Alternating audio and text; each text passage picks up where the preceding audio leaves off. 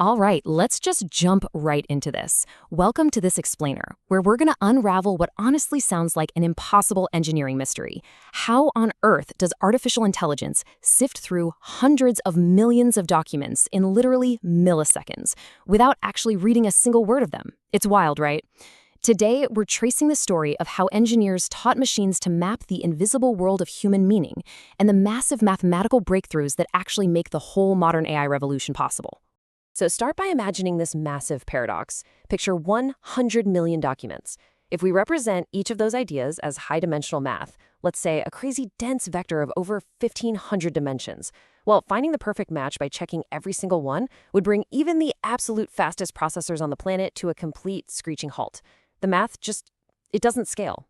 Just look at the sheer scale of this bottleneck. To answer just one single query by comparing it against 10 million documents, a processor has to execute over 15 billion floating point operations. 15 billion! Now imagine trying to do that across a production-grade database of 100 million, or even a billion ideas. Yeah, no way. Brute force calculation is just computationally dead for real-time AI. It would take seconds or even minutes to answer a really simple question. Engineers desperately needed a completely new way to search. Which brings us to Chapter 1 of our solution, searching meaning, not words. We are entering the invisible geometric landscape. To solve this impossible bottleneck, they had to stop looking for letters and start treating meaning as geometry. Think about traditional databases. The words car and automobile, they give you a 0% match because the actual letters don't overlap at all. But AI uses vector search. It turns those concepts into coordinates. By measuring the angle between these numbers, which is a really cool metric called cosine similarity, the AI is just checking if two numerical arrows are pointing in the exact same direction. If they are, they mean the same thing. The spelling literally doesn't matter. And this is all built on one absolutely crucial concept, the embedding. An embedding is basically a mathematical bridge. It translates human language, images, or even audio into coordinates. It places closely related ideas right next to each other in a high-dimensional space. You can kind of picture it like a massive multi-dimensional city, right? The dog mark is geographically right next to the pet store, but it is miles and miles away from the financial district. And because everything is laid out geometrically, it allows for some totally mind-bending semantic arithmetic. Since meaning is now just math, the AI can literally calculate analogies. If you take the coordinates for king, subtract the vector from man, and add woman, it literally drops you right next to the coordinate for queen. It's incredible. It naturally separates the bank of a river from a financial bank because they live in totally different neighborhoods of meaning. It even creates a universal space where a picture of a dog and the word puppy sit in the exact same geometric spot. Okay, moving into our next major piece, the great engineering breakthrough, where we actually sacrifice perfection for speed. Because here's the thing, we still have a huge problem. How do you navigate this massive galaxy of billions of coordinates quickly?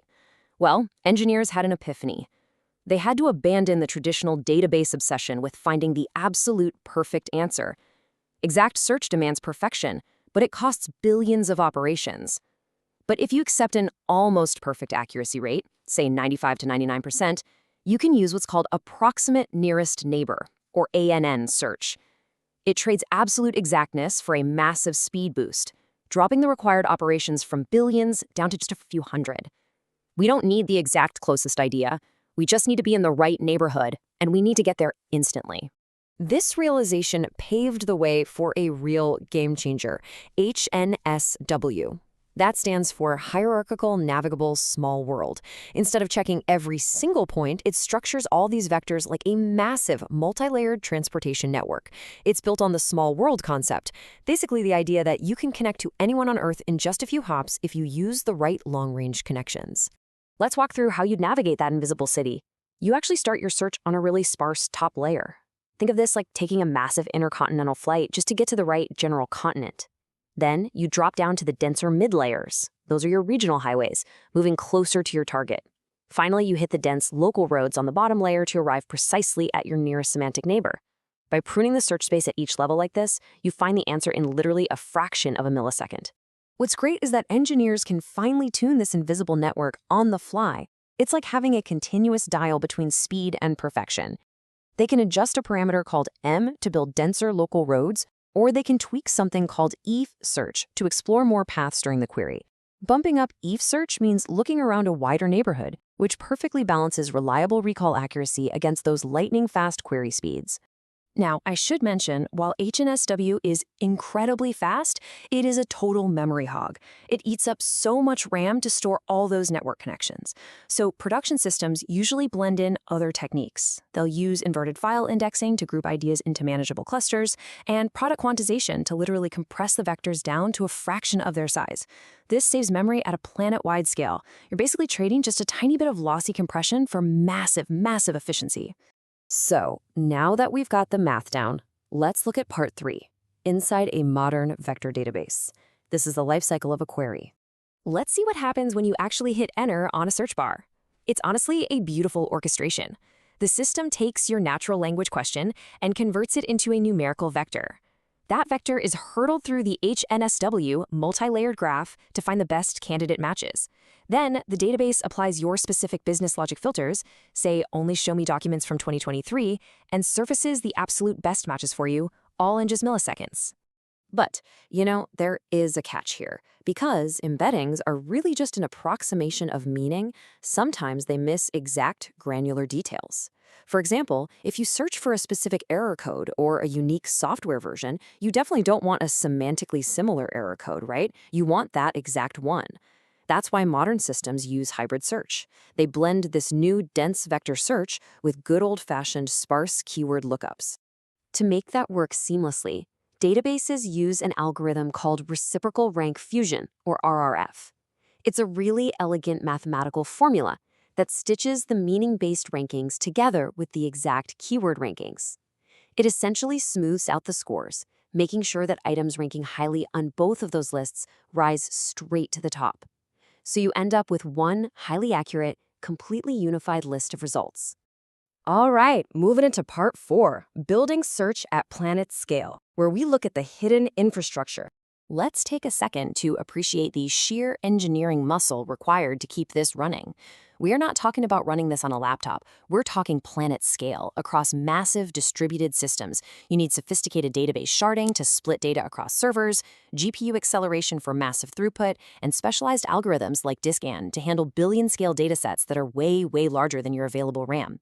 And all of this happens under the hood while maintaining strict enterprise security and juggling real-time data deletions without skipping a single beat. So if you're a developer, your crucial choice really comes down to architecture. If you're building something smaller, with under 50 million vectors, you might not even need a dedicated vector database. You could just use the PG vector extension right inside your existing PostgreSQL setup. But if you need zero-ops maintenance, massive enterprise scale, and those sub-millisecond latencies, adopting a dedicated, fully managed database like Pinecone really becomes the clear path forward. Which brings us to part 5, why vector databases changed AI. This is really about the memory of the machine. Think about it. These vector databases have quietly become the most critical piece of infrastructure in the current AI boom. They act as the persistent, long-term memory for large language models. The AI magic you use every single day literally wouldn't exist without this. When an AI looks up your private company data to answer a prompt, that's retrieval augmented generation, powered by vector search. Persistent memory for AI agents, semantic recommendation systems, multimodal searches where you query an image using text, all of it completely relies on navigating this exact geometric space. And the crazy part? We're already moving beyond just simple retrieval. The next big frontier involves concepts like graph RAG, where we combine this vector geometry with actual structured knowledge graphs to create reasoning-aware retrieval. Very soon, autonomous agents won't just pull similar documents. They're going to actively reason through these interconnected semantic networks to synthesize entirely new insights from a universal long-term memory. So, looking back at our impossible mystery, we solved it by realizing that AI doesn't read text at all. Instead, it travels through this invisible mathematical galaxy where meaning is literally defined by geometric proximity. We essentially built multi-layered highways through that galaxy to find needles in billion-document haystacks, and we did it in milliseconds. Which leaves us with a pretty fascinating final thought for you to take away today.